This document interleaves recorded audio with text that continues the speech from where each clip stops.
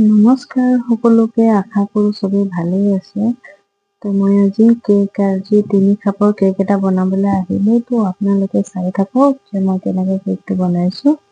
তো কেকটোতো আজিকালি চবেই প্ৰায়ভাগ বনায়ে থাকে।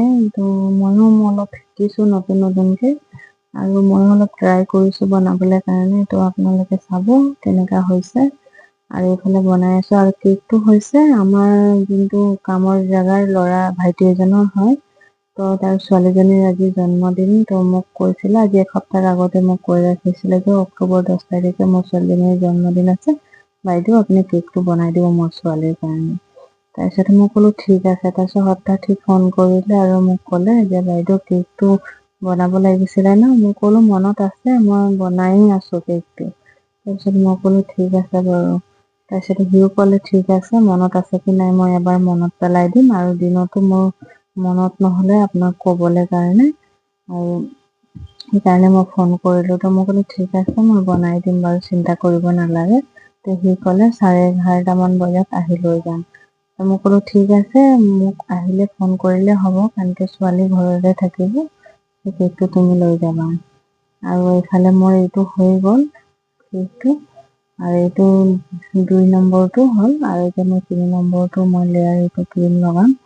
আৰু এইটো মই ফ্ৰিজত থৈ দিলোঁ, আৰু এতিয়া মই 3 নম্বৰটো ক্ৰীম লগাইছোঁ। আৰু কেকটো সি একো ডিজাইন চিজাইন দিয়া নাই, কিন্তু ডিজাইনটো মই এতিয়া কি দিম বুলি ভাবি পোৱা নাই।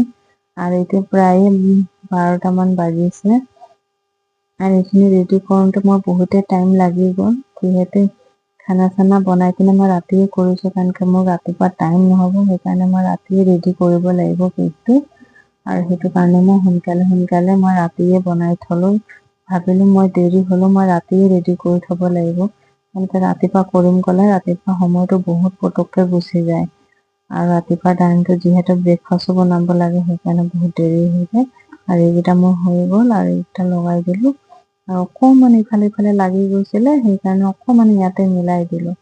আৰু মই ভাবিলোঁ এতিয়া মই ডিজাইনখিনি দি দিওঁ।